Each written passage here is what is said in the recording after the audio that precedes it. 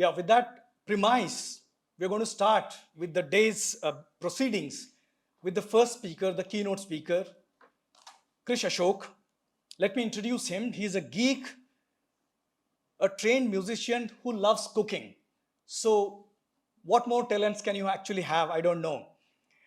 Krish Ashok is the author of this popular book, Masala Lab, The Science of Indian Cooking, published by Penguin Random House and an Amazon bestseller that explores the science of Indian cooking with the aim of making the reader a better cook and turning the kitchen into a joyful, creative playground for culinary experimentation. And having been a fan of this book, I had this pleasure of taking his autograph on my personal copy today. Ashok otherwise is the global head of digital workspace for TCS, Tata Consultancy Services, and helps Fortune 1000 companies reimagining the future of the work, a role that is at the intersection of technology, design, and culture. He is a regular columnist on food, science, and culture for publications such as Mint, The Hindu, Scroll, and BuzzFeed. He is also a trained Indian classical violinist who also plays the cello and electric guitar, composes and produces music that you can listen to on all major streaming platforms. A very particularly popular playlist of his called Sanskrit Rock, where he translates and adapts popular heavy metal and classic rock songs into Sanskrit. I believe he will be giving us a demo of that sometime, if not in the talk, maybe in the break times.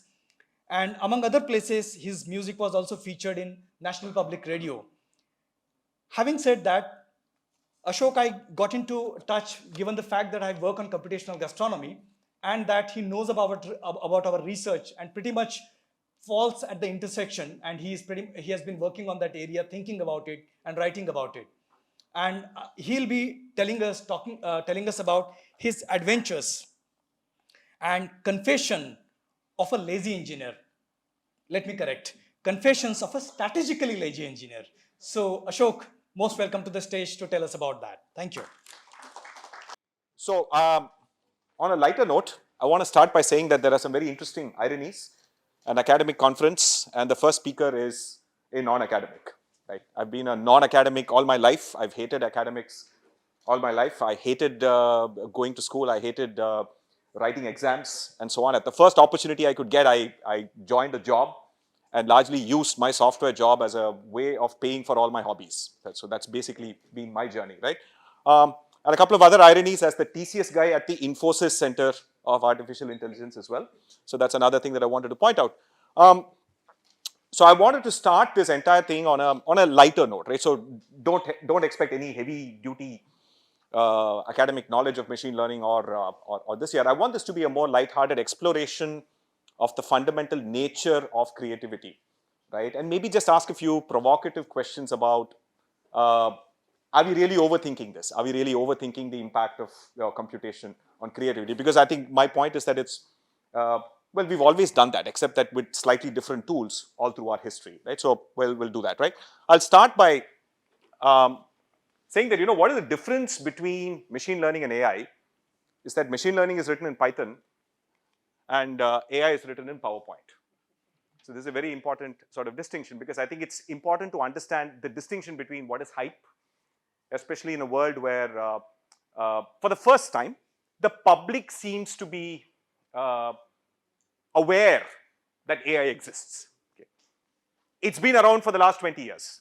Every time you use your phone, every time you navigate with maps, every time any of these apps detect your face, it's been around. It's just the GPUs have kept getting better. The amount of cloud computation capacity has increased.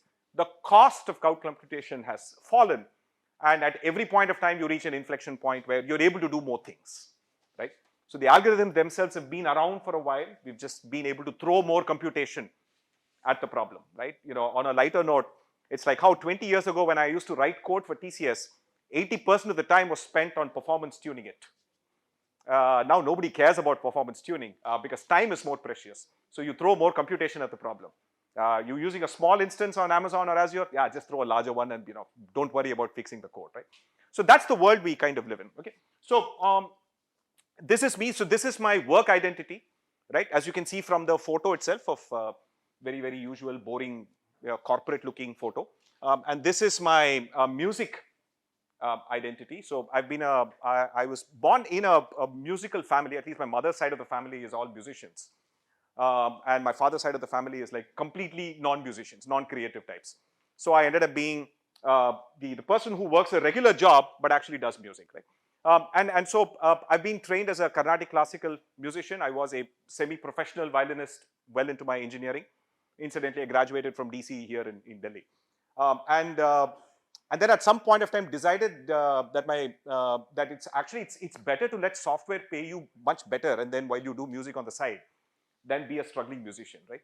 So therefore, on that note, so I think, in a sense, I think the software also allowed me to buy a ton of instruments, buy a ton of equipment, and more importantly, buy tons of really good software, which incidentally use a lot of really good machine learning that helps composers, it helps people produce music much more efficiently, much quicker, and so on, right? So here's an example of some of that, okay?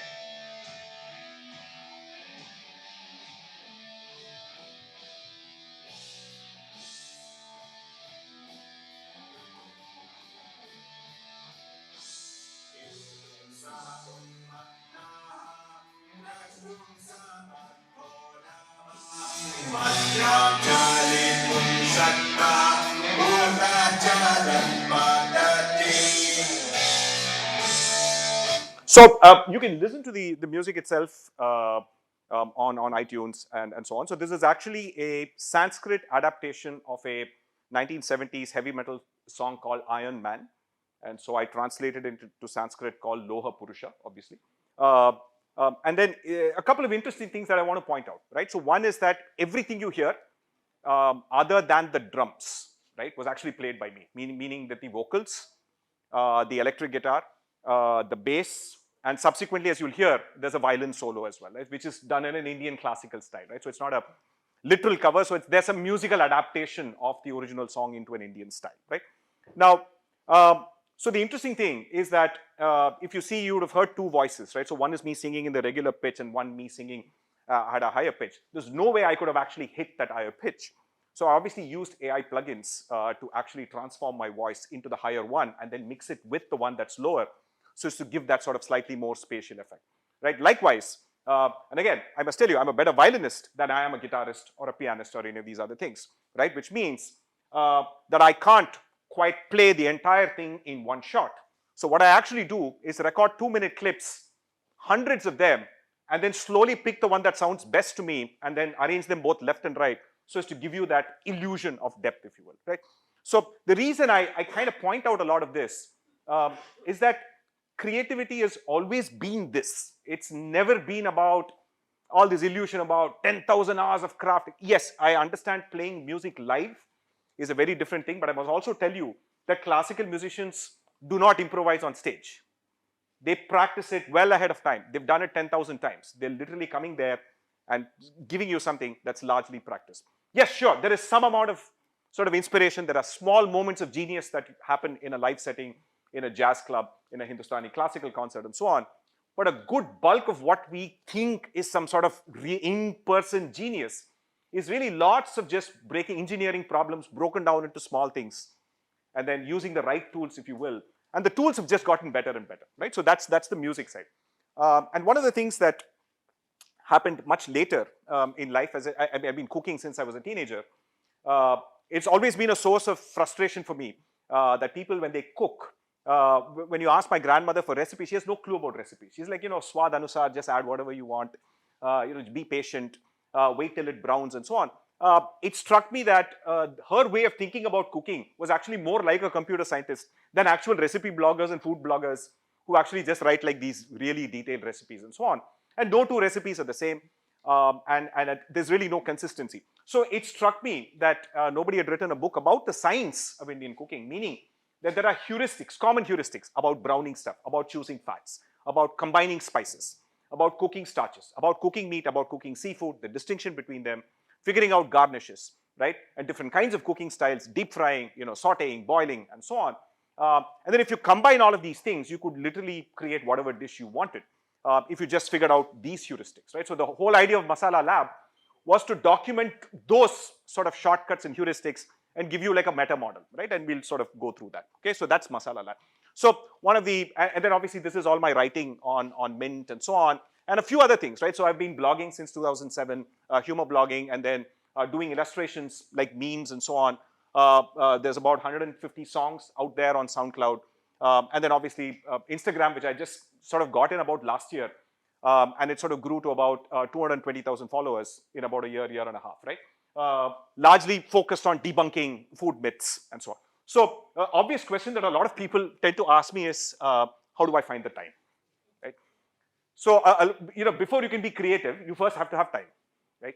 It kind of goes back to the most ancient idea of humanity essentially getting creative once they didn't have to figure out all of their resources on just finding food and eating it, right? Leisure, in a sense, is the foundation of creativity, right? So in the sense that agriculture, before that, right, actually the idea of cooking itself, which is outsourcing digestion, the idea that you can cook outside your body, I mean, you can digest outside your body, right? That's what cooking is, breaking large molecules into smaller molecules, making it easier for your body to digest. A cow spends 60 to 70% of all of its energy digesting grass, right? Because the grass and the cow are in an evolutionary battle where the grass job is to make sure that it's as hard to digest as possible, right? A rhino has to eat tons and tons of grass to get even the most basic kind of nutrition. Humans, on the other hand, spend much, much less. And so as a result of which, our brains evolved, right? So that's why we became human in the first place. Cooking literally made us human. And also that's the first sort of breakthrough of creativity, right? You know, as much as we think ChatGPT might be that thing that will make more people creative, and we'll kind of get to that, but people forget that cooking is the first thing that truly made humans creative because it gave us a bigger brain. It allowed us to have more free time, right? And then agriculture, right? Agriculture gave us even more time. And then obviously the industrial revolution and machines and steam engines and computers and the internet and robotics and eventually and so on. So this has been a journey where human beings have largely tried to figure out more and more time. So therefore, my talk largely about this notion of strategic laziness is the fact that a good engineer is a lazy engineer, right? Because you want to try and automate and use tools by breaking problems down into things that you should do, things that machines should do, things that other people, you can outsource things to other people and so on. And that's essentially what it is, right? So let me kind of describe what strategic laziness is, right? Any of you who've observed cats will clearly realize that unlike dogs, cats are extraordinarily strategically lazy in that every single movement of theirs is very carefully calibrated. They do not move unless absolutely required, right? And yet they're some of the most amazingly deadly predators in the world because they're actually strategically lazy. If you observe a lion in the savannah, really not doing much for about 23 hours out of the 24, but then when necessary, they're able to just use the real minimal amount of movements to actually go out and hunt and so on. So in that sense, I think I want to tell a very interesting story, right? When I was 7 years old, my parents bought me a Rubik's Cube, right? And then half an hour later, I went back to them and said, look, I've solved it, right? And immediately my parents said, oh, this kid's going to, he's going to crack the JEE, he's going to become an engineer, he's going to become a Nobel Prize winner. My father had all of these amazing visions. And then he asked me how I solved the Rubik's Cube. I said, I rearranged the stickers, right? I took all the stickers and put them there, So in a sense, so the reason I want to talk about this is that most problems in the world and most ways in which people understand these things, there's something called inferring the spirit of something. So clearly what I did there with the Rubik's Cube is that I inferred the spirit of the thing, meaning that, well, they said solve it and I solved it, right? Nothing in the rule book said you can't change stickers around. They didn't literally say it. So I inferred the spirit, right? So generally when you infer a spirit, it's one thing, but then sometimes you can infer rules, right? So the distinction between inferring the spirit of something versus inferring the rules of something is that somebody who infers a spirit is a creative person, meaning that they're able to see outside of just one way of doing something, right? So that's basically what a creative person does. They infer the spirit of things. A person who infers rules is called a criminal, right? So in a sense, there's a child-adult spectrum here as well. So children are far more likely to both infer spirit and rules, but we don't treat them like criminals. But as an adult, you absolutely cannot infer rules. But you can still infer spirit. But in a sense, what happens is that people tend to lose the ability to infer the spirit because they've been conditioned to never ignore rules, right? So in that sense, I think the interesting story about the Rubik's Cube was that it's always going to be a blurry line, even when you think about generative AI and so on, right? People will now wonder whether the movie that they see today, right? You see a Marvel movie today, right? You know how they shoot those movies? Like it's literally the actors are in front of green screens all the time. It's just terribly boring for the actors, right? And then they spend millions and millions of dollars CG rendering all the explosions and all the rest of the backgrounds, right? So in a sense, I think, the deeper question is really not about the creative process as much as it is about how you actually infer the output. It's more a perception thing, right? Would you consider the Marvel movies to be creative or not, right? Would you consider an artist who uses creative tools to be creative, right? As I said, every generation of artists, every generation of creative people have used whatever it is the state-of-the-art tool in that generation to do the work that they do. And the people who are successful are usually not the ones who did it from a blank slate. They're almost always someone who did a bit of jugaad, right? So that's basically what it is, right? Which kind of brings me to the whole idea of a particularly Indian obsession with celebrating jugaad, right? And again, in a sense, so every one of these photos, right, it sort of became popular during the pandemic. So the first person is a teacher clearly figuring out a setup to do remote teaching, right? As you can see, some sort of a creative way in which she could, she doesn't, right? The second one is a creative, a vegetable seller sorting vegetables by size, right? By just simply using non-parallel rows and then figuring out ways in which you can sort the big from the small and so on. And the third person is exercising while also grinding flour, right? Because, you're sitting at home and so on. But, and it's amazing that the media literally celebrated every single one of example of these, when in reality, what you don't realize is the first one is actually a failure of society to provide teachers with basic infrastructure like a tripod to actually teach, right? The second example is that we don't pay our farmers enough to the point where they can afford basic stuff that they have to indulge in things like this. And the third one is, again, Indian men will insist on freshly cooked food no matter what the conditions, right? When there is no evidence that freshly cooked food is any better than, things that you take out of a fridge and so on, right? So the interesting thing is that behind every bit of creativity also lies a deeper understanding that, look, these are social failures rather than great examples of creativity, right? So in a sense that I think we should not be celebrating jugaad as much as we should also be looking at what are the underlying conditions that force us to do these things. Because in many of these cases, that creativity is largely just wasted. Right? This is not what you want this person to be creative about.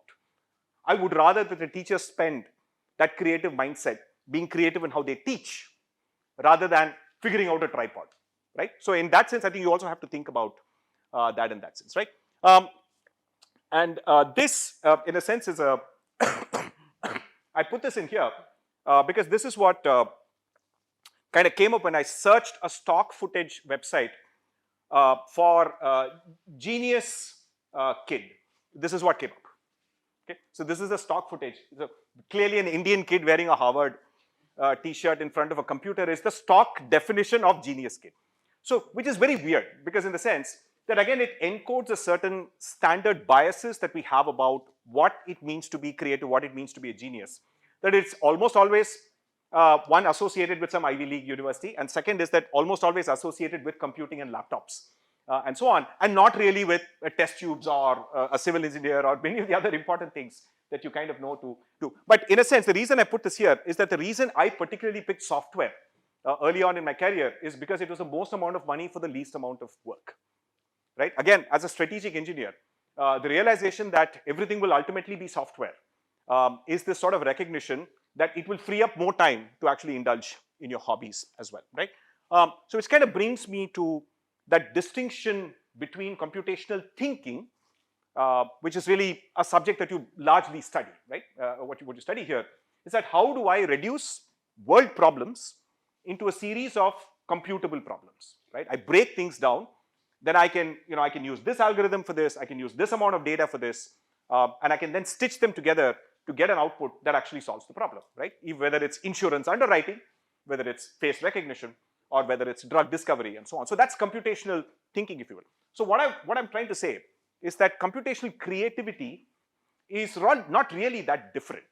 But the only difference here is that the human is far more in the loop. That's all there is to it, right? At any given point of time in the past as well, the best outcomes have always been humans using the best possible tools, right? So I think, Ganesh sort of spoke about Kasparov and the fact that DeepMind, you can now install apps on your phone where you can play against an algorithm that is better than Magnus Carlsen, significantly better, right? We've reached a point where individual humans cannot really beat. But you know what it hides? The best chess playing entity on the planet is neither a program nor a human, but it's a bunch of humans using programs. So there are competitions where people using AI and then applying human creativity, collaborative creativity, are actually able to do better, right? So which again brings me to this point about that this isn't something new. We've always done this, right? So the first generation of musicians that used digital, A.R. Rahman is a classic example, right? The distinction between A.R. Rahman and the previous generation of musicians was A.R. Rahman's use of digital audio editing. All audio before that was analog. And he was the first guy who said, you know what, I'm going to buy the most expensive 286 or 386 Intel processor computer, throw as much memory as I can afford, to literally start rendering and producing digital music, use software emulated instruments, if you will, all of which again eventually sort of use a fair amount of machine learning, especially when you do mixing, mastering and so on, all of those. So you have to realize that Rahman was doing what artists will need to do in the future, which is use ChatGPT, which is use generative AI to make the most creative things, right? So that I think is an important point, right? Which also brings me to this important point about what I call the democratization of this entire thing, right? So if you ask me, like as an artist, right, can I sculpt David? I cannot, absolutely, right? Very few people. I would literally say maybe single-digit number of people would have the sculpture skills of Michelangelo to make this, right? Actually, Michelangelo himself is said to have said that, how did he paint this amazing, statue of David? And he's said to have said that it's simple. When I look at a piece of marble, I remove all of the bits of the marble that are not David, and then David is there, right? So again, it's that classic creative negative spaces thinking, right? So a good artist thinks about white spaces and not just the colors. A good musician often thinks about the gaps in the music, as opposed to when it needs to be quiet as opposed to the music itself. So the negative space thinking is a common thread that you kind of see. But the problem is that not everyone is David, right? But what you can do though is that you can go on YouTube, get yourself 20,000 white Lego bricks, and then watch a 4-hour YouTube video on how to make a David sculpture with Lego. That you can do. It's not quite the same as David, but you would argue that you can use this metaphor and sort of see this part of what has happened in the last 100 years is the democratization of creativity, tools of creativity, right? In the 1990s, a single-digit number of musicians, A.R. Rahman being one of them, had access to digital music production. Because you had to spend crores to be able to afford that, right?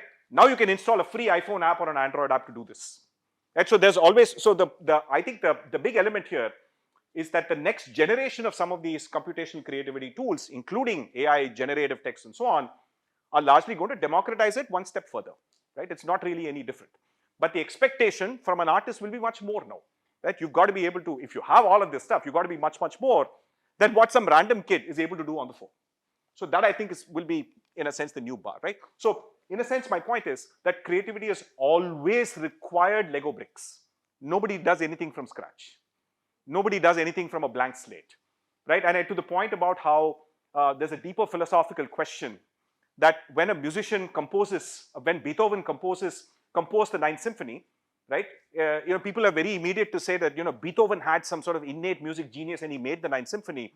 AI completing Beethoven's 10th Symphony is just simply trained on all of Beethoven's music. So it's not really creative in that sense.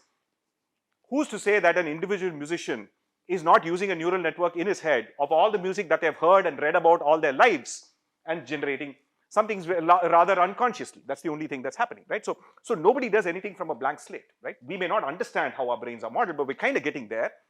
But it's pretty evident that the mechanisms of how many of these newer generative AI works is not too dissimilar from how human beings themselves do this, right? If at all, you can argue that we seem to be spectacularly good at autocomplete with very little data, as opposed to machines that require a lot more data. Otherwise, the mistakes seem to be hilarious. If anything, human beings seem to be better at being able to deal with greater amounts of uncertainty. Very, very fertile imaginations, if you will, right? But I'm pretty sure at some point, even that will be modelable, right? So that I think is something to sort of worth thinking about. So, as I said, I was explaining how I made music. This is what modern day music making looks like. It's literally small individual loops, some AI generated, some pre-recorded and modified, some AI generated and modified, and some actually performed by the artist and then modified, and then mixed and mastered and transformed in a way to create a final sort of sonic experience that you might enjoy. And a lot of very standard patterns go into it. So if you're making a Western pop song, there are about literally a small finite single digit number of chord patterns that really work. In fact, the music producers and the executives, if they find anything not fitting that pattern, they won't greenlight the project at all. They'll say that no, this won't work because this is the lowest common denominator of what a pop song needs to be like, and so on. And I want to sort of give you an example of, sorry, I'm supposed to play.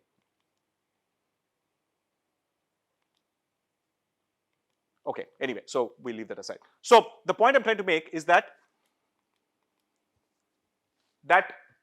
if a developer today is almost always reliant on using the equivalent of a GitHub or a Stack Overflow to write code, a smart developer essentially does not start from scratch. A smart software developer does not do that, right? The only difference now is that the ability to go to a browser and search for a bunch of things and then start writing code from there just became a chatbot where you can describe what you want and it gives you that. It's just one productivity step more than some sort of a giant breakthrough. Yes, of course, I'm not underplaying the value of what large language models do, but at the end of the day, the human still needs to translate the actual problem that you have into software code or into whatever output or music or whatever it is that you actually want to do. So a couple of other projects that I have done over the years in the lead up to writing this book itself, where I've used computation and in some cases sort of data centric techniques into cooking, is this is my chutney recipe generator, right? So again, this was actually done with just Google Sheets, right, and a bunch of macros. I'm now working on trying to see if I can improve the accuracy and the relevance of the generated recipes themselves. I'm going to definitely read up some of the papers that Professor Bagler's team has sort of come up with. But essentially breaking down a chutney into a set of things like cooked ingredients, raw ingredients, nutty stuff, herbs, salt, acid, sweet. And again, the human creativity is in some sense actually breaking it down into those top level categories as well, right? Although you can argue that sometimes unsupervised learning will be able to do the same things. But again, it depends on the quality of how we document recipes and so on. So that also is there, right? So this is a chutney recipe generator. So no matter what you have, you can turn that into a chutney, right? So this is one example. And this is a visual representation of the same thing, which I did for Instagram. Now again, I want to also point out that again, I am not an illustrator, and yet I drew all of these things, okay? And I drew them from scratch. I drew them first on pencil. They don't look very good. And then I overlay them with a black sort of ink to start with. And then I scan it. And then I use Adobe Illustrator's machine learning to smoothen out all the curves. And then I use a fair number of tools that are able to autofill some of these things. I use a color palette that I use from multiple websites that tell you what kind of color palettes work well together and so on. So you can sort of see the number of individual creativity tools that actually go into making. But when you see this, say, oh, how on earth did you draw this? No, I used a ton of tools, right? And so in some sense, I think it's going to be a lot of training and learning in the future is really about learning to learn rather than actually learning anything. Learning to learn essentially means that, you know what, no matter what skill you want to pick up, there are ways in which you can do this in the quickest, fastest, most efficient way. That I think will become a meta skill that people like you as you kind of graduate will need to have. as opposed to saying, yeah, I know linear algebra, I know this particular bunch of algorithms and so on, will be less relevant. Because some random kid in high school can ask ChatGPT to give it some, RNN code or, a deep learning code to solve a specific problem as a starting point and can compete with you, right, in that sense, right? So the point here is always going to be about learning to learn, right? So this is again how I did all of the illustrations for my Instagram and so on. And this is a dal recipe generator, right? And again, this larger analysis of, so I downloaded all recipes from Tarla Dalal and all the major food blogs as part of the research into my book and found out common patterns. Like for example, sambar is a dal, right? As is a Gujarati dal. What varies is really the category of legume you use. Each region has a different fat and spices combination, different garnishes and different spice mixes and a different acid, right? North India, amchur, South India, tamarind, right? And there are also, more importantly, regional flavor perceptive differences. So South Indians like food to be more sour than North India. Again, there's an evolutionary reason for that, right? South India, tropical place, food spoils much quicker. And so people are naturally used to things that are sour because everything that you leave at room temperature before refrigeration will ferment. Fermentation is ultimately the production of lactic acids and so on. And so food will taste naturally sour. So people in the South have a higher tolerance for sour foods versus people living in colder climates and so on. So I think what is interesting is that for all the hoopla about, generative AI and so on, it's overlaying cultural understanding with some of these ideas is what's going to make for a creative chef. It's not purely a chef with AI, but what does a chef bring to the table is not recipe generation, but sense making, right? And again, it's possible that their role will become less and less, but in a sense, they'll be moving up the value chain in terms of the creativity that they need to sort of integrate. So this again is a salad recipe generator, right? What categories of vegetables can you use cutting across greens, carbs, vegetables, fruits, protein, crunch, and then how you design a dressing, right? A dressing has 5 parts, right? So which is fat, acid, salt, sweet, heat, and then any other flavor boosters you want, and you emulsify it and so on, and you can make your own salads, right? So couple of other things, right? So I've also largely started focused on giving people standard algorithms for making omelets, for boiling an egg, like for example, right? For scrambling eggs and so on, and making different kinds of coffee, right? Is another way. Typical, how do you make your Manchurian, Indo-Chinese kind of food as a single algorithm?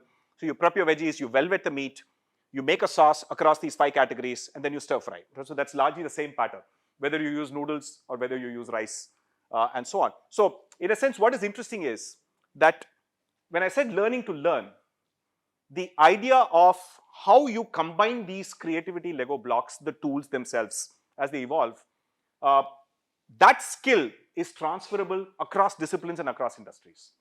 That I think is the interesting thing. So in a sense that, somebody in the 1960s, if they started working in a car company, they retired from a car company. But what you will find is that these kind of meta skills mean that you are able to now in the next generation look at any problem in any industry and then apply the appropriate set of creative tools to solve problems, right? And those skills actually scale across disciplines, right? So in my own example, my background as a software person allows me to do interesting things like, for example, look at every single recipe blog out there and then kind of map out what that recipe blog is about. So Indian healthy recipes versus Tarla Dalal versus Kandama cooks. You can kind of broadly see Tarla Dalal largely vegetarian, so you can see dal and paneer being very prominently featured. Kandama cooks very chicken, mutton, and seafood heavy. You can sort of see that aside. And what's also interesting is that, and it's not just about those kinds of skills, right? So here's an interesting visualization from India and Pixels, a fantastic handle that does information visualization of. So this is India mapped in terms of what percentage of the population is vegetarian versus meat eating. Okay. On a lighter note, India is the only country that uses the term non-veg. You actually go anywhere else, people won't understand the term non-veg. Because India is the only country where the food preferences of the majority are described on the basis of what the minority does not eat, which is non-veg, right? So actually, if you go to weddings in Kerala now, they have veg and regular. That's now the new categorization that's sort of emerging in the South, if you will. So as you can see, the South and East are largely meat eating, and the North and West are largely vegetarian, at least but as you can see, I found a couple of bugs. Uttarakhand is only 27%, still seems to be green. So I fixed the color scheme to represent a more Where is that? Oh, the problem is I think the display is not showing the difference. So in general, as you can see that even Kashmir and Uttarakhand, etc., mountainous regions do not actually eat too much vegetarian food. So that's also there. Okay. Now, the interesting thing is that I can also use it to do sort of interesting, fun things, right? I looked at every recipe on Tarla Dalal, all the, I think, some 16,000 recipes. And one of the my common myths that people often do is that measure pressure cooking in whistles. Right? Your mother, everyone would have taught you that pressure cooking is measured in whistles, right? But I want, has any one of you read the instruction manual of a pressure cooker? If you buy a pressure cooker, chances are it came with an instruction manual. One problem is that nobody actually buys new pressure cookers. They probably inherited it from their grandmother and all that. So probably it was lost, but apparently nobody apparently reads that, right? So the manufacturer's instructions actually say you should only let one whistle come, and then you should lower the heat and then maintain the pressure. The basic physics of how a pressure cooker works is that you bring it to 1 bar above atmospheric pressure and then you maintain that pressure. The whistle only happens when it goes above as a safety mechanism. So the frequency of whistles is really an indication of how much heat energy you applied from the bottom and not a sense of how much the food is actually cooked. The amount of time the food spends at high pressure is what determines that, right?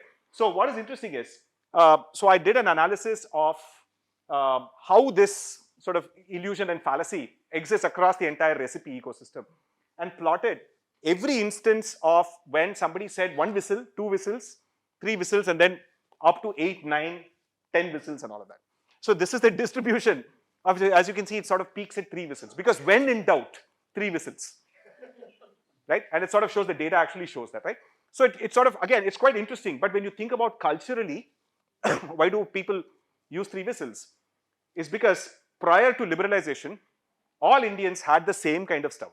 There were only 2 brands of stove, Butterfly and one other company, same brand of pressure cooker, okay? They all put out roughly the same amount of heat from the same LPG gas stoves from Indian Oil. That's really how it worked, right? Everybody had largely the same setup. And people in kitchens, again, largely women, do not have time, right? And they do not have timers and smartphones. So for them, 3 whistles is just an approximate heuristic for time. If all other things are the same, the whistles actually work.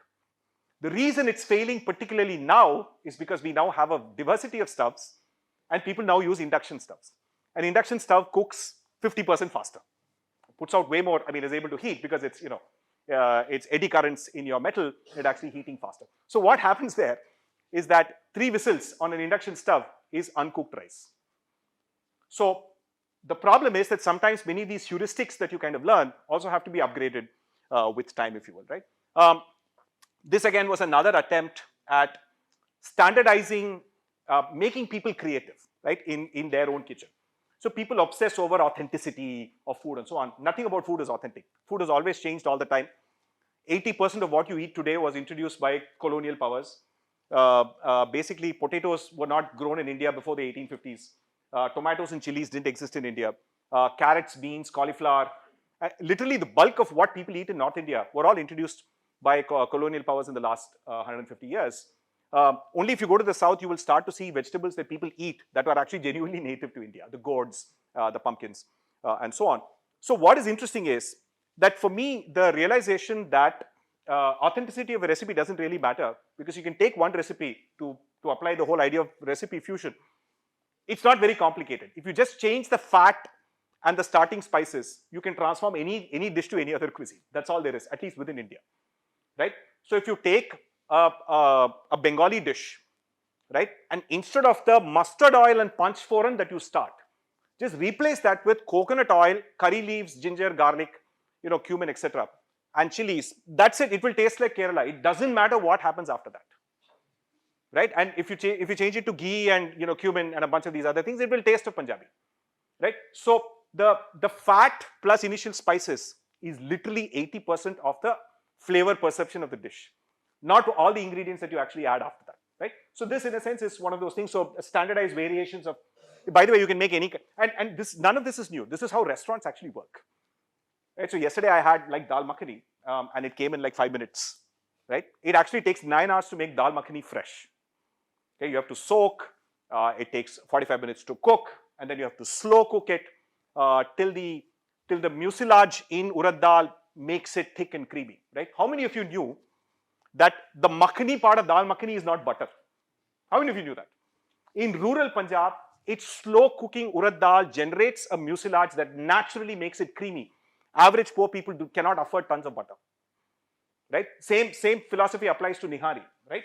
You slow cook certain parts, certain kind of cuts of the goat, the collagen, the connective tissue will turn into gelatin and make it so creamy that you don't have to add butter or cream and things like that. So the whole idea is that you could basically make a makhani gravy, a bhuna gravy, a kurma gravy, a chettinad or a Malabar gravy in a very simple manner, right?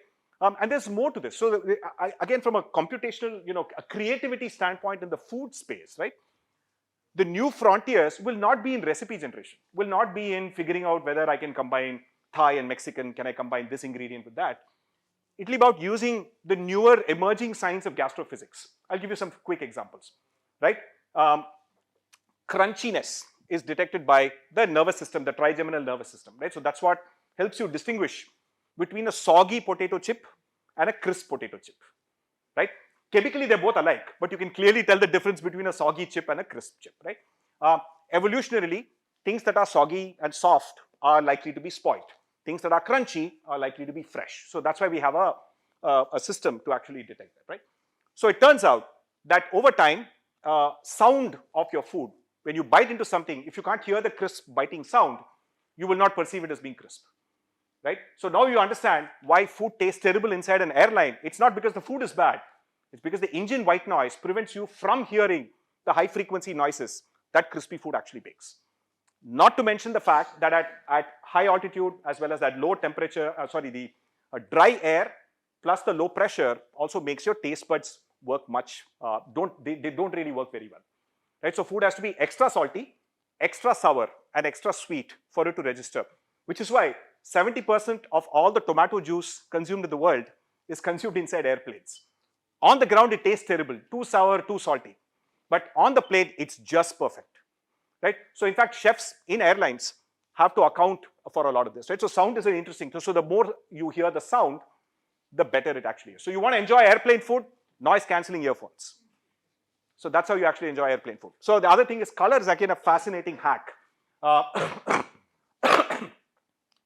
Evolutionarily, our brains have evolved to associate certain colors with certain flavors. So much so that when something is green, it will taste bitter, more bitter than it actually is, because green is associated with bitter, right? When something is yellow, it will taste sour, it amplifies sour. When something is red, it will amplify sweet, which therefore means that if you're someone looking to reduce your sugar consumption, not for the young people here, obviously, a good hack, a behavior science hack, is to use a red teacup. Right? If you use a red teacup, the tea will taste sweeter than it actually is. So you can add less sugar. Right? So in a sense, and I think the other interesting thing is that the shape of the food also now matters, right? We've now discovered that how many of you have eaten Cadbury's dairy milk? Right? Okay, all the young people, what is the shape of the Cadbury's dairy milk? Rectangle, but then the actual pieces themselves are rounded, right? Right? Now, yeah, so the older people will know that at some point of time they were not rounded, they were actually straight lines, okay? And again, the reason Cadbury switched from straight lines to rounded is simple physics. The rounded one requires slightly fewer grams of chocolate to bake, while keeping the same sort of broad dimensions, but you can shave off some grams because, rounded shapes, right? As opposed to the straight lines. So it was a cost-cutting measure. The moment they launched it in the UK, thousands of people wrote to Cadbury, said, "What have you done? This tastes too sweet. You've changed the recipe, it's really terrible, it's overly sweet now." It turns out, anything round shaped will suggest sweetness, will amplify the sense of sweetness, right? So they didn't have to change the recipe at all, just changing the shape of something can actually, which therefore means that if you're making sweets that are rounded in shape, you can again get off with using less sugar, because the roundedness of the shape naturally suggests this, which is unfortunate, because all your Kaju Katlis and all the stuff we make, they're all square shapes, which is terrible. I think our halwais need to learn some of these gastrophysics hacks, if you will, right? So the point here is that the newer wave of creativity will come in the interdisciplinary mixing of contemporary behavior science findings in how you're able to personalize your creative output to the person consuming it, be it food, be it music, be it so on, right? So for example, music and food intersection is again fascinating, right? There are the beats per minute, the pitch of the music, and the genre of the music can also amplify flavors, right? So certain kinds of music go well with certain kinds of wines and so on. So these are now, what will now happen is that the creativity will switch to you being able to look at the intersection of some of these things and so on, right? The movement is again fascinating. If you see advertisements for food, there'll always be some sort of thing that's moving all the time, because our evolutionary thing is that when we saw an animal run and we hunted it, it's called protein in motion. So advertisements, you sort of reuse that same thing. The moment things are actually moving, it makes you salivate, because your hunter-gatherer past is remembering the fact that you're hunting down an animal to eat it and so on. So if your IPL team wins, for example, that day food will taste sweeter, and if your IPL team loses, your food will taste slightly more bitter or more sour. So we use the term disgusting, which literally is bad tasting, because gustatory is essentially about taste. Leave a bad taste in the mouth, bittersweet aftertaste. All the metaphors that we use for emotions are literally connected to how we process flavors and so on, right? So in a sense, the last point that I wanted to make is that a lot of creativity is craft masquerading as art. And the craft of creativity is fundamentally about the right set of tools, the right kind of documentation, the right GitHub library to use, the right shortcuts to use, and in the future, well, the right prompts to GPT will become the new sort of craft that you need to master, right? So I think, don't overthink this entire thing. And this is another example of how this is a great Indian chicken algorithm for making any kind of chicken dish, right? Based on what cut, how you prep the meat, whether you want to make a dry dish or a gravy dish, and make it in any possible way, right? So this is another one of those things that I did. And so in a sense that I think, particularly when it comes to food, authenticity is a myth, right? Nothing we're eating today, we were eating 100 years ago, right? And food has always changed, trade has always changed, right? The other thing is that you can actually use a lot of this data-based insights to also, for example, if you want to find good restaurants, you can ignore all negative reviews, right? Because people are incentivized to post negative reviews, not incentivized to post positive reviews of their experiences. So you need to adjust for that, right? So in general, and the other problem is that everybody's flavor experiences is very individual. So when they don't like a restaurant, it's not like the food is bad. What it means is this food didn't match my nostalgia of the dish that I grew up eating. That's all they say, right? So therefore, you can actually ignore all of this. And the new wave of creativity, as I said, will be focused on targeting individuals as opposed to large bulk of people and so on. And things like superfoods are a myth. Again, data and AI will tell you that in nutrition, it's nearly impossible to isolate the effect of one particular ingredient on your health. It's just impossible, right? Because the only way to do that is by force feeding someone only turmeric for several months. And in other words, it's also called a human rights violation. So you cannot really do those kinds of experiments. And so you have to experiment on rats. And rats are not humans, right? So what happens is that it's nearly impossible to figure out the impact of one ingredient. So in general, what happens is that even in the space of health, the whole idea that how much you eat matters way more statistically than what you eat. Right? You don't have to break your head about whether cold press oil, that oil, this oil, fresh food, all. None of that matters as much as how much you eat and whether it's broadly balanced across all the things that you need to eat, right? So in a sense, I want to sort of end by saying that the goal of a lot of creative people as much in the future is to make the lives of other creative people easier. Because that's how humanity kind of moves ahead, right? Say every time, if people think everybody remembers Gutenberg printing press. Gutenberg transformed civilization printing press. No, he did not. The Gutenberg printing press was so expensive and so big that the church was able to take full control, and literally for about 100 years, only Bibles could be printed. They really didn't do much. On the other hand, a person named Aldus Manutius, which by the way, the company Aldus PageMaker, which then became Adobe, right, and so on. Aldus was an Italian guy who invented the paperback. That actually changed society because he democratized books. Because now everybody could carry a book in their coat pockets. That's how knowledge actually changed, and that was a seminal moment for society. So always remember that inflection points don't happen when a new groundbreaking technology arrives. It happens when groundbreaking technology is freely available to everyone. And it forces existing people who have an advantage only because they have access to it. Like for example, I'm able to pay $20 a month for ChatGPT plus, therefore having access to GPT-4 should be ideally an advantage that should disappear soon, and at some point everyone should have access, which then will force everyone to think new. And I think here's the true human spirit is really about saying every time something gets democratized, a bunch of humans now figure out the new frontier. It's always happened. I don't see any reason why it will not happen now, right? As I said, occasionally rearranging Rubik's Cube stickers is perfectly okay to do. That's creative too, right? So on that note, this was actually a DALL-E prompt for a professional food photography of an omelette that looks like SpongeBob SquarePants. Thank you.